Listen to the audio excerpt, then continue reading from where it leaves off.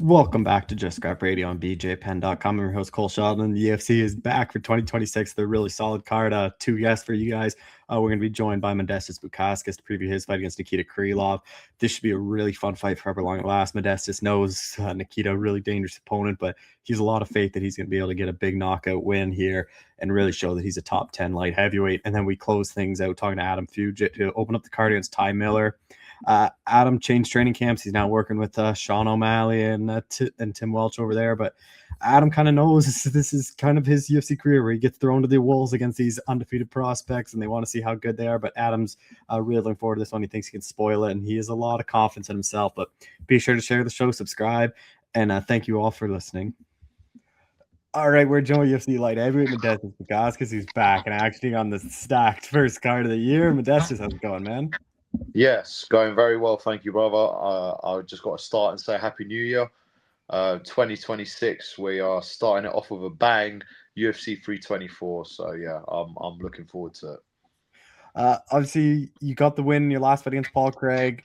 Did you think you might have been able to squeak one more in last year? Or were you kind of always looking toward like 2026?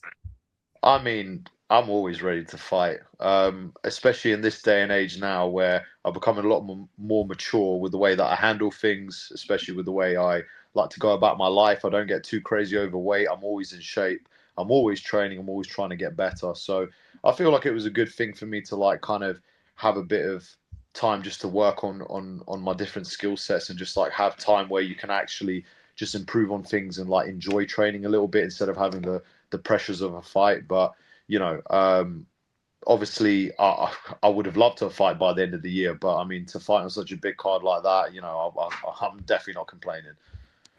If I remember correctly, I think your fight was one of the first ones announced for this card. So then you kind of see how it's been built since then. Like how exciting is that? Where like you didn't really know what the card's gonna be like. Now you look at it, it's probably gonna be hard to beat as one of the best cards this year. Yeah, well, I mean, I knew that it was going to be a big card from the get-go. Just knowing that it was going to be the first, card on Paramount at the T-Mobile Arena. They always bring out absolute bangers when especially when you're doing like a numbered card at the T-Mobile Arena. So having my fight announced first was good, and then like I say, they made like a ton of announcements. I think Dana White did like a load of them all in one go. So it's an absolute privilege to be fighting on such a historic card with so many amazing fights, and to be part of that. Obviously, I feel extremely blessed. Nikita Krylov, was this someone you had your eye on, or did this kind of catch you by surprise and you got offered him? That was definitely one of the names that was on my radar. It was actually, I was speaking to my manager straight after the fight in Paris, and that was one of the names that cropped up.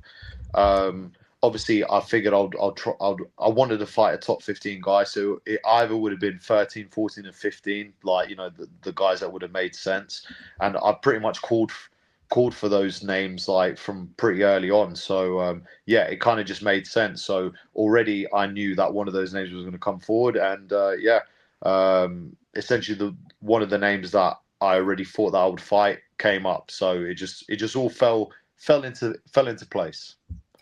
And he's a guy that fought 20 times UFC, kind of fought everyone. Like what he kind of made of his. I know the last two hasn't gone his way, but like he's kind of a killer killed or be killed kind of fighter. Yeah, he's very all rounded. He's definitely, I would say, the most all rounded fighter that I've fought in my whole UFC career. He's got good stand up, Kyokushin karate style.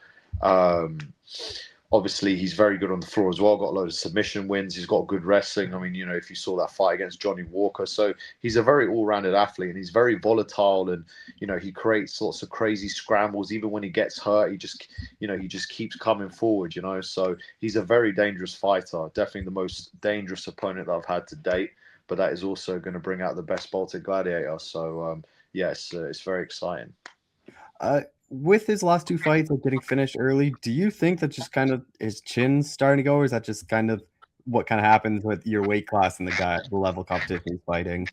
Well, I mean, he's fought two pretty heavy-handed guys. I mean, you get hit hard by Dominic Reyes. You've seen him put other guys to sleep with that left hand, and he did exactly the same there. And Bogdan Guskov, again, you've seen that guy's got dynamite in his hand. So realistically, the last two losses really mean nothing, because obviously he always comes to fight. He's always extremely dangerous, and if you don't come at him the right way, he's going to take advantage. So you got to be strong. You got to be sharp against someone like him, because he poses a lot of threats. But so do I. So like I say, it just shows that there's openings that can be exploited, but at the same time, like he's very all rounded. So he could bring something completely different to the table, and I'll be ready for that.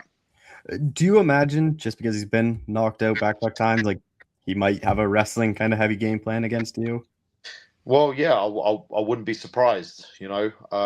A lot of people have wanted to sort of wrestle me and get me to the floor and kind of see what my ground game's all about. I mean, if you've seen in my last couple of fights, my takedown defense has been on point. But yeah, I definitely wouldn't be surprised, because they're like, oh well, why don't we test him in this area, because we know how dangerous he is from striking. So why don't we take it somewhere else? So I definitely wouldn't be surprised, but I'll be ready for it. And with this one, like, who are the main people you're working with? You bring in anyone different, or kind of the same crew you always have? So obviously Tom's still dealing with Yeah. the gruesome injury that he got in his fight. He's still recovering from it. So obviously I just wish him a speedy recovery. So I haven't been able to train with the guys up in Manchester. However, I've got a really good solid group of people down south. James Webb, two-time Cage Warriors champion. You've got Simeon Powell, who's a force in the PFL. Luke Trainer, who's also another force in the PFL. So I've still been getting my rounds in. I've still been getting in some really good work. I've been working with some really good jiu-jitsu guys as well. So, I've been able to make do with the situation that is needed for me to go and do, and the training that I do with my dad, and specifically, like I say, with James and with Simeon, like we work on stuff that's a very fight specific and fight focused that you can't really do in a massive group anyways. So in a way, I'm glad that everything's, like I say, very specific to me and what I need to do to improve. And, the guys just keep getting sharper. So it just makes me get sharper. So, yeah, obviously, I do miss training up with the guys up north. But at the same time, I've made a really good, solid team down here in London. I was going to ask you at the end. I'll just ask you now. But with Tom, like, what did you kind of make of that whole thing? Because I thought MMA fans are so weird. Where like they seem to be blaming Tom and giving no blame to Cyril when Cyril's the one that poked him in the eye, which I Yeah. don't understand. I know. It's just because for everyone, obviously, they wanted to see a 5-round fight, and then when it ends with a foul, everyone straight away is trying to look for someone to blame. And unfortunately, Tom was just on the other end of that. And I feel really bad for him because, like I say, he's still struggling with it now. This is another thing that people don't understand. They're still trying to say it wasn't that bad. Well, if the dude's having to get injections and eye operations, I'm pretty sure it is bad. Do you know what I mean? Mhm. So the fact that fans are just so fickle when it comes to that, obviously, I can imagine it's very disheartening for him. But also, it's going to give him another log to his fire for when he does come back. So, with all of this going on, you can expect to see the most dangerous Tom Aspinall come back. When he comes back, he's going to come with a chip on his shoulder, and that's going to make him even more dangerous. So I think it's actually a blessing in disguise. I do feel bad for him that the way that everything's been treated, but ultimately this is only going to make him stronger and make him better and be even more dangerous when he does come back. Yeah, because then I've seen so many cons be like, "Oh, well, Gon was having success in round one, so he would have won." But how many fights have we seen where guys don't do well in round one? Like Peter Yan, bantamweight champion, basically almost every one of his fights he loses round one. He just kind of likes to see what those other people do. Like if you judge fight by round one, a lot Yeah. of different elite fighters aren't very good then. Yeah, well, and in my opinion, Tom was just finding his rhythm and his timing. To be fair, he was the thing is, people don't see the shots that he was catching Cyril Gane with as well. Do you know what I mean? He was finding his rhythm, he was finding his timing, and like I say, in a 5-round fight, you have to pace yourselves. Do you know what I mean? It's they would have come up with something different for round two, and he definitely would have got closer to getting towards the target. So yeah, you're right. People look at it obviously because that happened again. They're trying to find some sort of Mhm. excuse or some sort of blame for the situation, and ultimately they're just yeah, unfortunately for just throwing shade on Tom, but it's completely unwarranted. And you know if the fight when the fight does get matched again, I mean, like I say, you're going to see a much more dangerous Tom. So I think he's got to be thankful for all these comments, because it's just going to, like I say, give more fire under his belly to go and put on the best performance ever. And to me personally, and I was watching it live, I thought Tom was doing well in that fight. Like I say, if it would have went to round 2, he definitely would have found those shots even easier than what he did in the first round. Because first round is all like a feeling process, especially in a 5-round fight. So, and I mean, look, even with Carlos Prates, I can't remember who he fought, but he was losing the first round, and then he knocks the guy out in the second round. So, you know, and it happens a lot. So, it's just people creating the narratives. Do you know what I mean? And yeah, it's just part of it. It's, at the end of the day, it's part of the MMA world, and at least people are interested and people are talking about it. So I guess you can look at it in that way. I don't know. Like, you look back at your your first in the UFC, because like I was watching one of your fights recently. It was on. I think the Oleg Zaychuk fight was on, and they just were putting all like old fights on TV, like the card, and like you look totally different the way you fight, and it's like not that long ago. Like, is that pretty weird to you? Or like in the short amount of time, like you kind of look like two different fighters? Well, no, because I'm not surprised, because I had to. Like, it was all calling from God that I had to make changes. Otherwise, I wasn't going to get the wins. Do you know what I mean? Like the loss there, the loss to Khalil Roundtree was all a blessing in disguise, because it made me change things, not only in the way that I was training, but even in my fighting style. Switching stances, throwing different types of combinations, but even just being more confident in there, and stuff like this, not being so much on the back foot. And there's so many different things that I've had to work on, but they would not have been highlighted if I didn't have those losses. So for me, it's not surprising that it's different, because I wouldn't be where I'm at if I didn't make those appropriate changes. Uh, with this one, like I think a lot of fans kind of expect it not to think the judges needed. Like, how do you kind of see this playing out? Yeah, I see myself finishing Krylov. Look, he's definitely the most dangerous fighter that I've fought, but I feel like every single time I get a different test, or someone who's more dangerous, or they pose different threats, like, it just makes me perform better. It makes me rise to the occasion, and that's all I've got to do when I go out there, is rise to the occasion, and that I will. So yeah, I'm looking forward to put on the best performance of my life at UFC 324. You beat him. You're back in the rankings. Like, but where do you think this kind of puts you in the division? Like, kind of a big statement win here, kind of gets you a top 10 guy next, I think. Oh, 100%. Like I say, what I've got things in mind, but I'll keep that, like I say, for after the fight. I've got things in mind already. I want to plant seeds for certain things to happen, and like I say, I need to get an emphatic finish. For me to go and be able to do those things. So that's all I'm focusing on right now. That's all I'm concentrating on, to go out, finish Krylov, and really make a statement here in the UFC. That's what I've been meaning to do this whole time, since the first time I got signed, and I feel like now is my time. And fighting this early in the year kind of sets you up to have a pretty big and active year for yourself then. Oh yeah, I mean, look, I had 3 fight. Well, technically it would be 4 fights in a full Mhm. calendar year, but yeah, 3 fights last year. I mean, it sets me up, along with no injuries and stuff like that. So I have another 3 fights this year. Things can move very quickly, and especially seeing the way things turn around, and they're trying to especially match the guys in the rankings to see who's gonna work their way up to the top. So yeah, I mean, I could definitely see myself getting easily 3 fights this next year. And the fact that they want to see me fight, they want to put me on these massive cards and stuff like this. Again, it's another absolute blessing for me. The fact that they believe in me, and they see potential in me. So all I've got to do is just prove them right. Just final thing, I know we talk about it all the time. You do the vision stuff for the year. I know obviously the new year just happened. Have you started that, or like what is kind of things you want this year? Oh, what the vision board? Well, Yeah. definitely is to get into the top 10 by the end of this year, somewhere in the top 10. Um, Obviously my initial goal was to was to get a top 15 placement, which is now I have the opportunity to go and do. So obviously top 10 is the next thing up from that. But also want to be like the breakthrough fighter of the year. And yeah, I want to be working towards that belt. You know, like I say, by the time I hit 33, when I'm hitting my like proper prime.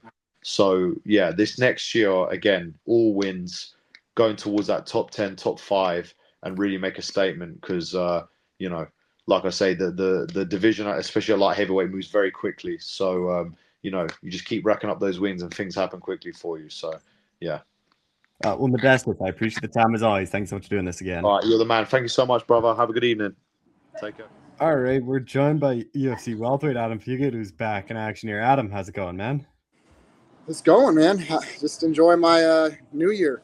Yeah, obviously fighting first card of the year, like on this stack card, like you kind of see how this card's come together. Like, how excited are you to be a part of this card? And like, obviously, bringing in a new year with Paramount now with the UFC.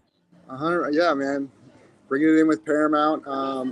I'm excited, but very much surprised. I got the call, and we just grab our stuff and we start getting to work. Was this about the time frame you were looking at, or did you think were you kind of hoping to get one more in before the end of last year? It's kind of it's good for me. It was an odd kind of end of the year, and so yeah, this is good for me. I would have liked to, but yeah, just it was an odd year. That's all I'm gonna say. Ty Miller, like, did you know much about him, or is this just kind of who they offered you? This was just who they offered me, and they call, and I said, let's go. I'm sure you've kind of looked him up now. What have you kind of made of his career so far? Like a lot of early finishes, he looked good on Contender Series. Like, what have you kind of made of his run so far? Yeah, no, 6-0 pro. He's got very much a lot of confidence in his hands.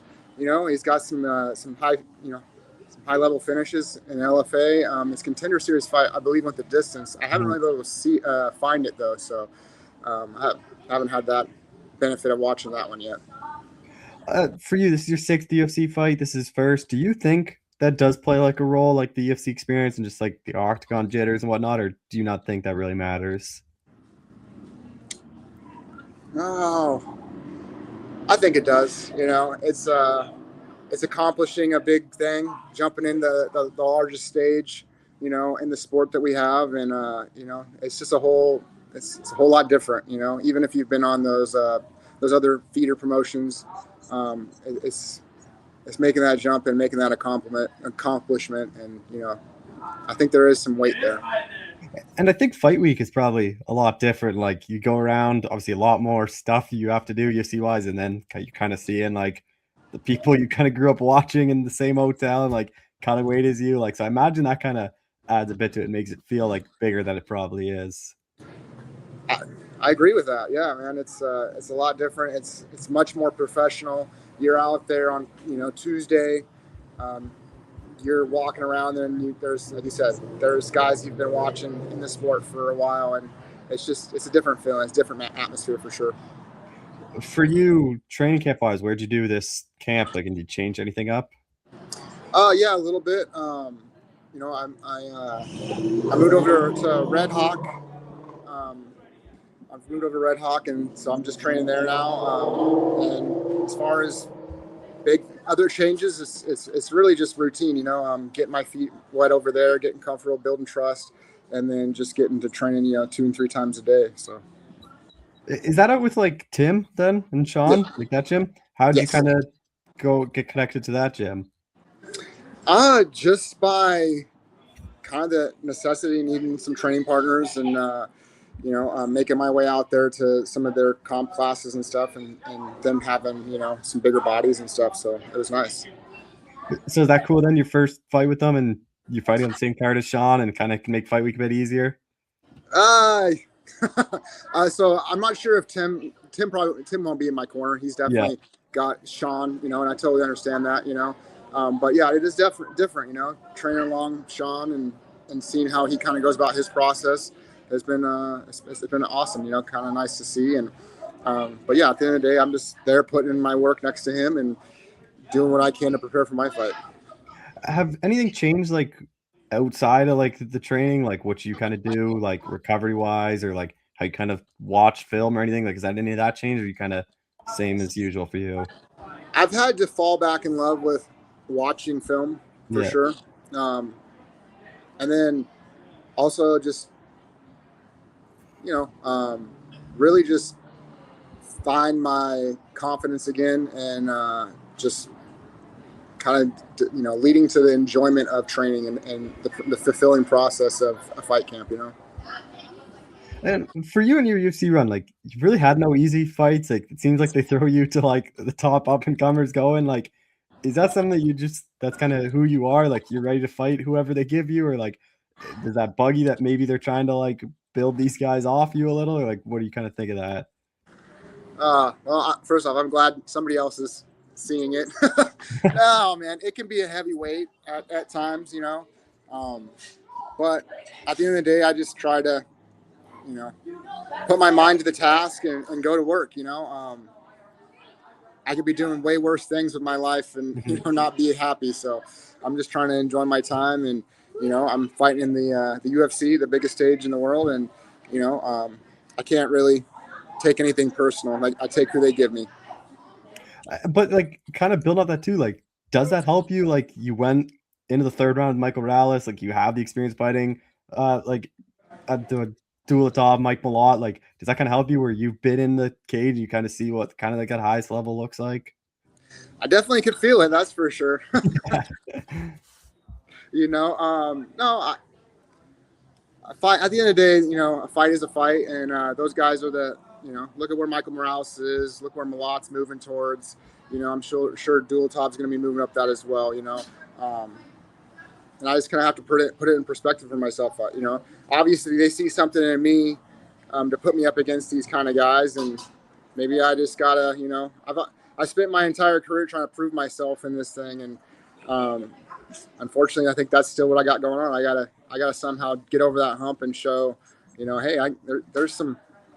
I got some stuff here too. I got unfulfilled potential, and I got stuff to prove. So.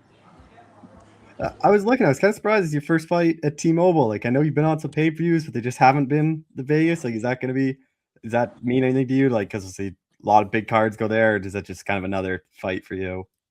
Honestly, I just need to get over. I want to get over the hump of freaking winning one in one of the big arenas. I'm tired of dropping them in the pay-per-views and winning in the Apex. I want to get over that hump. Do you notice like any changes, like compared to the Apex to when you fight in these big arenas? Like, do you notice the crowd, or do you kind of zone it out anyways?